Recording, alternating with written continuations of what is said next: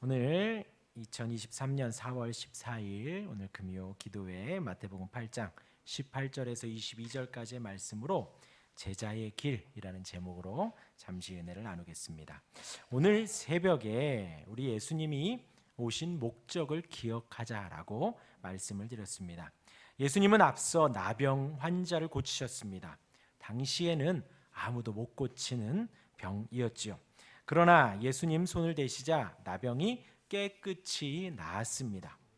백부장의 종도 아파 누워 있는데 예수님 먼 거리에서 말씀만으로 그 종을 고치셨습니다.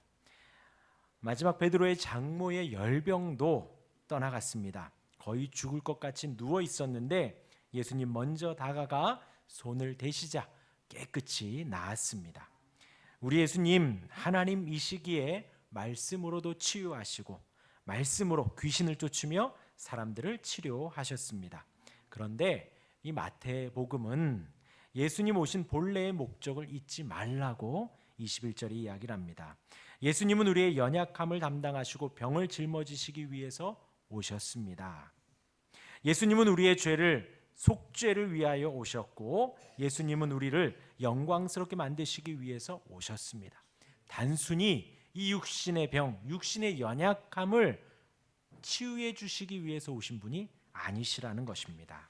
이 메시아가 구약에서 예언된 여인의 후손입니다. 뱀의 머리를 상하게 할 하나님이 약속하신 그리스도이십니다. 예수님이 우리를 건강하게 해주시고 살기 좋게 해주시기 위해 그런 분으로 우리가 오해하면 안 된다는 거예요. 예수님이 지금 이 땅에 오셔서 병을 고쳐주시지만 귀신을 내쫓아 주시지만 아픈 데를 치유해 주시지만 그러려고 오신 분이 아니시라는 것입니다. 예수님은 하나님의 백성들의 죄를 용서해 주시고 우리와 함께 하시기 위해 임마누엘로 함께 하시기 위해 이 땅에 오신 분입니다. 이어서 오늘 본문은 두 사람이 예수님과 대화를 나누는 장면입니다.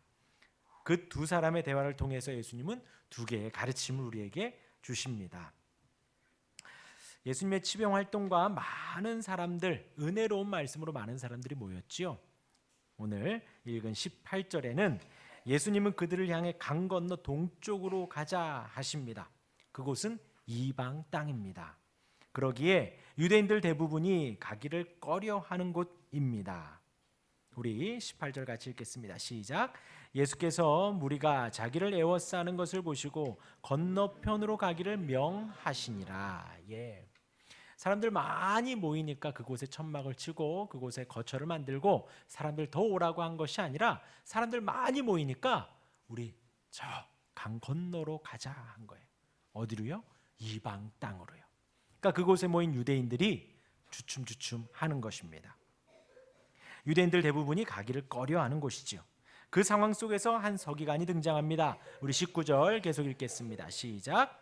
한 서기관이 나와 예수께 아뢰되 선생님이여 어디로 가시든지 저를 따르리이다.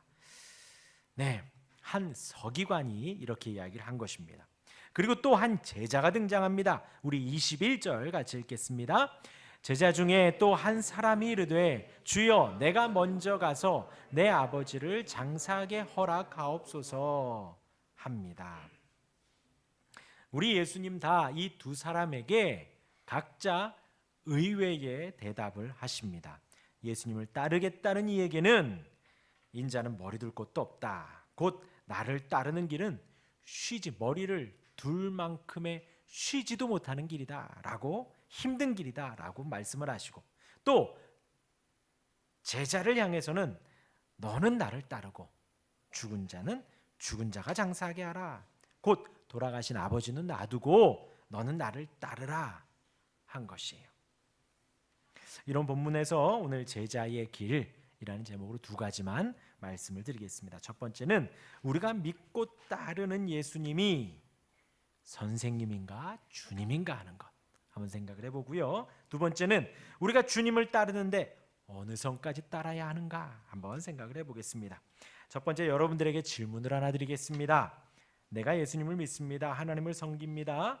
또 성령님의 도움을 구합니다. 그분이 유일한 하나님이신가요? 하는 거예요. 유일한 구원자이신가요? 하는 것입니다.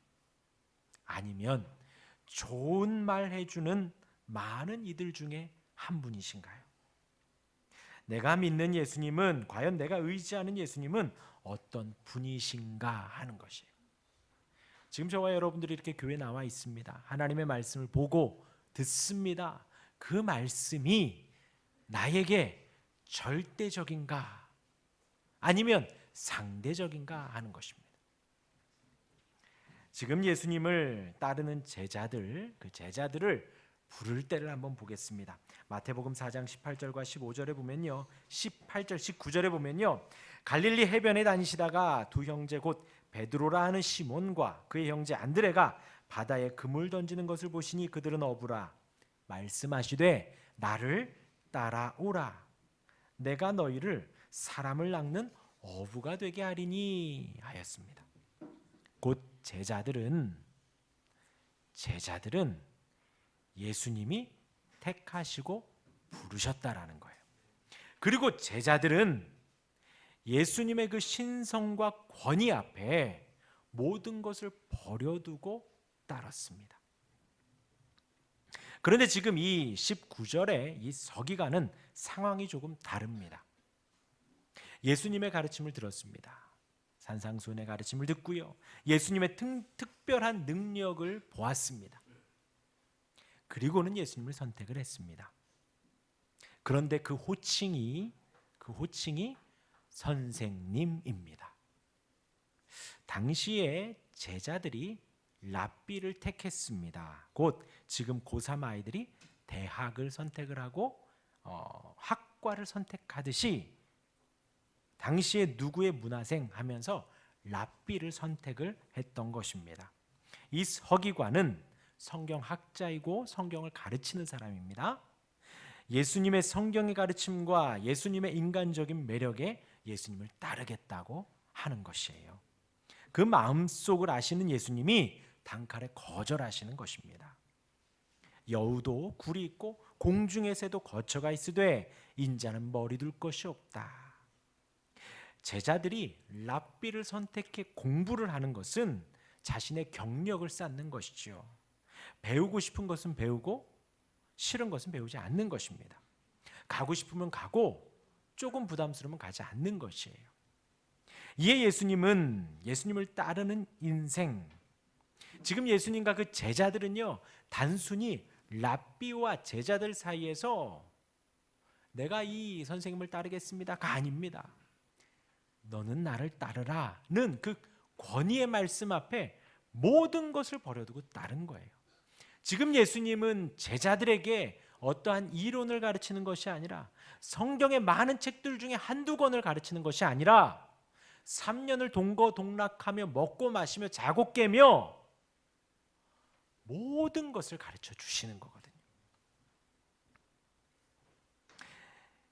예수님은 지금 제자들에게 전인격을 가르쳐 주는 거예요. 예수님은 지금 제자들에게 모든 것을 가르쳐 주고 있습니다. 그러기에 하찮은 여우도 새도 따스하고 쉴만한 거처가 있지만 예수를 따르는 길은 그렇게 쉽게 따를 수 있는 것이 아니라는 것입니다. 예수님이 지금 베드로의 집을 방문을 했지요. 가버나움에 가면서 종종 방문을 했습니다. 하지만 예수님은 이 사건 이후에 배 위에서 주무셔요. 사람들에게 모욕을 듣습니다. 예수님이 베드로의 집을 간 것은 어쩌다가 간 것이지, 사역을 위해서 목적이 있어서 간 것이지, 그곳이 거처이고 잘 곳이고 그곳이 꼭 본부인 양 왔다 갔다 한 것이 아니었다라는 것입니다. 예수님이 여우와 새도 거처와 있을 곳이 있는데 인자는 머리 둘 것이 없다. 예수님을 따르는 것은 그만큼 쉬지도 못하고 고되고 힘든 것이다 라고 지금 말씀을 하시는 것입니다. 단순히 예수님이 랍비라면, 선생님 중 한 분이시라면 힘든 일 있을 때, 어려운 일 있을 때 좀 쉬고 싶으면 쉬면 되죠. 나 코로나 걸렸습니다 하고 한 일주일 쉬면 되죠. 그러나 우리가 믿는 예수님은 그런 분이 아니십니다. 저와 여러분들이 예수님을 믿겠다 결단을 한 것은, 예수님의 뒤를 따르겠다, 주님의 고난의 길을 가겠다라는 것은 취사 선택의 길이 아니라는 거예요.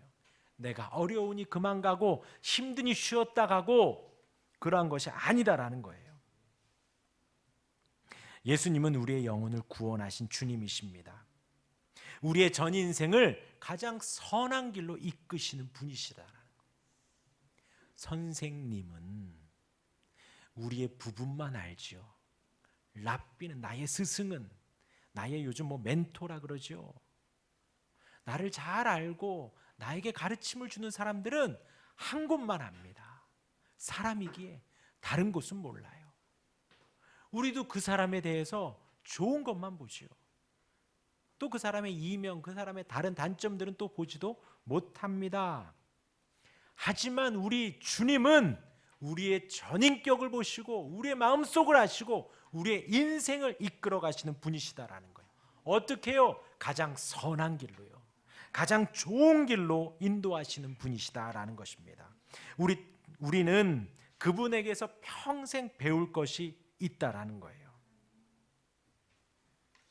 어떤 분은 가면서 배울 건 배우고 버릴 건 버리고, 또 이 사람에게 가서 배울 건 배우고 버릴 건 버리는 것이 아니라, 우리가 주님께 배울 때에는 인생의 모든 상황을 통하여서 배운다라는 것이에요. 내 모든 시간과 내 모든 것을 다 바쳐서 온전한 주님을 따르고 배워야 합니다. 그것이 제자의 첫 번째 길이고요. 두 번째로, 이번에는 예수님을 따르는 한 제자가 예수님께 말을 합니다. 이 마태는 유독 12제자 외에도 제자라는 표현을 썼어요. 그러기에 지금 이 제자가 그 제자인지 아닌지는, 어떤 제자인지는 알 수 없지만 제자 중 하나가 예수님께 말을 한 것입니다. 제자 중에 또 한 사람이 이르되, 주여 내가 먼저 가서 내 아버지를 장사하게 허락하옵소서. 이제 강을 건너기 전에 먼저 아버지를 장사하고 와서 주님을 따라 가겠습니다. 곧 주님을 안 따르겠다는 게 아니에요. 요거 잠시만 배려해 주시면 요것만 처리하고 내가 금방 따르겠습니다 라는 뉘앙스입니다. 예수님을 따라 나서기 전에 돌아가신 아버지를 장사하게 해달라고 하는 것이에요. 방금 전에 서기관은 선생님 그랬지요.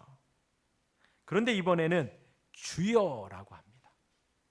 곧 예수님에 대해서 온전히 알고 있다라는 것이지요.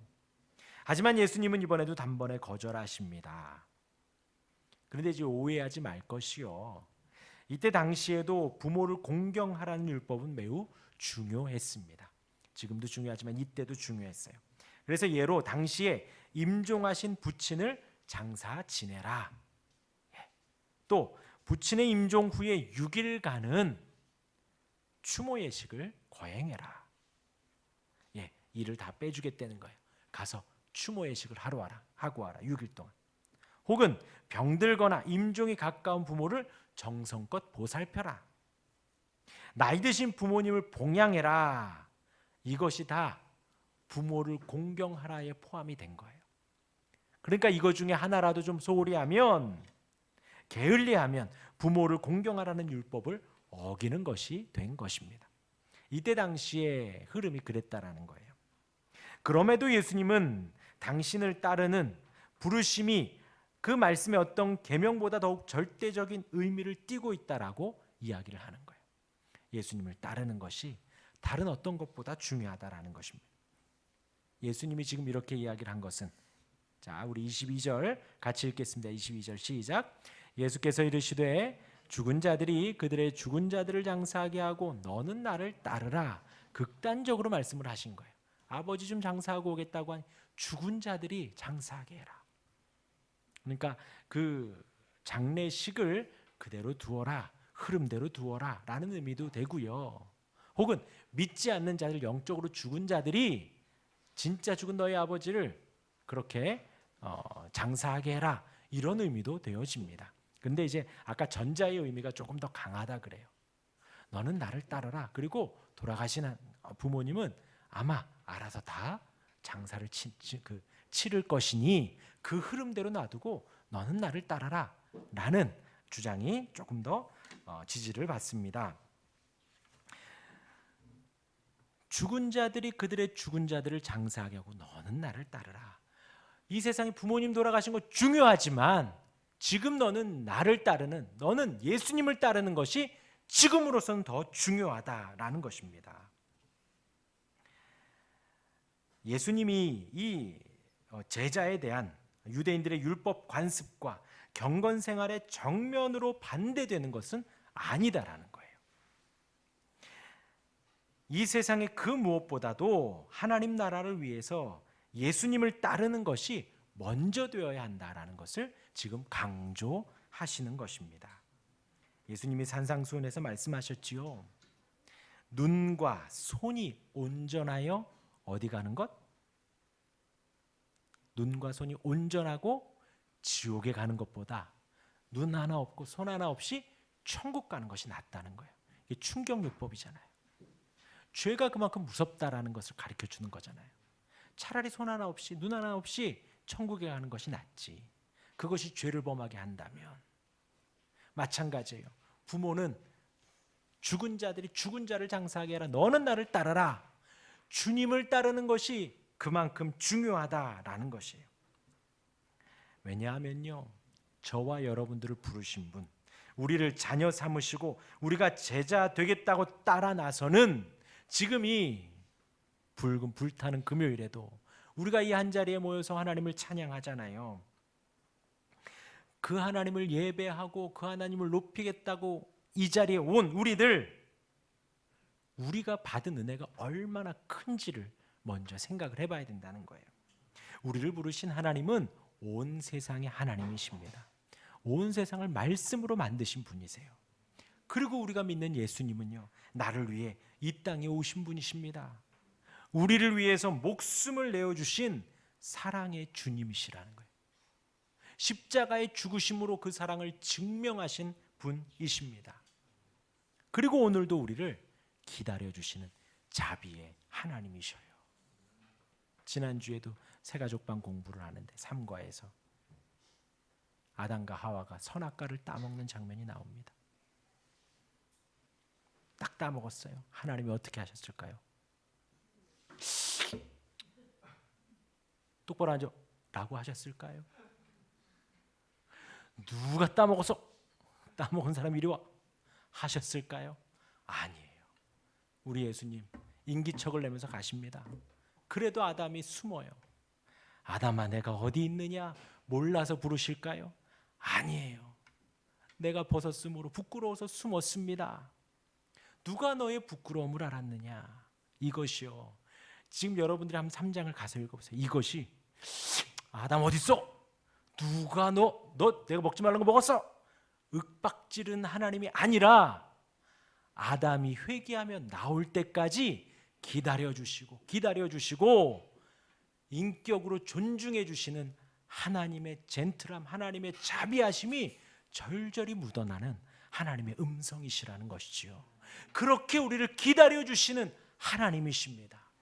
그분이 무엇이 부족해서 무엇이 연약해서 우리에게 그렇게 대해주시는 것이 아니라 하나님의 형상으로 만들어진 저와 여러분들이기에 하나님은 우리를 존중해 주시고 하나님은 우리를 오늘도 기다려 주시고 오늘도 사랑으로 우리를 보고 계시다라는 거예요. 그 하나님 앞에 우리가 이 세상에 그 어떤 것을 쥐고 있겠어요? 나를 따르라 할 때에 내가 그 어떤 것을 뒤돌아보며 망설이겠느냐라는 거예요. 지금 그 제자에게 부모의 돌아가심 아쉽지만 지금 예수를 따르는 것이 더 중요하다라는 거예요. 사실 생각해 보면 이 세상의 그 어떤 것도 주님보다 소중한 것은 없어요. 물론 지금 당장은 이것이 좀 커 보이죠. 이것이 좀 나를 버겁게 하지요. 이것이 좀 나를 힘들게 하지만 지나고 보면 주님이 더 크셨고 주님이 더 자비로우셨고 주님이 더 사랑이 많으셨지요. 저와 여러분들이 따르는 주님은 그런 분이십니다. 우리가 온 몸을 다 드리고 우리가 우리 모든 정성을 다 드려도 전혀 아깝지가 않은 분이세요. 우리 찬양 너무 은혜롭죠? 이분들만 보면 저는 막 짠해요. 하루 종일 직장에서 치이고 있다 와가지고 막 틀려도요 괜찮아요. 이해가 돼요. 이분들이 한 이틀 잠도 안 자고 맞췄는데 틀렸다면 우리가 뭐라 해야지요. 근데 오셔서 한 20분밖에 안 맞춰봤어요. 그런데 너무나도 아름답잖아요. 하나님을 찬양하는 그 열심이, 그 은혜가 오늘 하루 종일 우리 집사님 그 멘트 생각하셨을 거 아니에요. 우리 전사님 요거 안 틀리려고 막 생각하셨을 거 아니에요. 어깨 그루브 생각하시고. 하나님께 우리의 모든 것을 다 드려도 됩니다. 하나님께 우리의 전부를 드려도 괜찮아요. 우리 하나님은 나보다도 더 크신 분이시고, 우리 하나님은 나의 인생보다도 더 놀라우신 분이시고, 우리 하나님은 내가 가지고 있는 그 역경과 어려움보다도 훨씬 크신 분이십니다. 그 하나님이 저와 여러분들을 사랑과 자비로 선한 길로 오늘도 인도하고 계십니다. 그것이 제자의 길입니다. 우리 찬양하고 기도하겠습니다.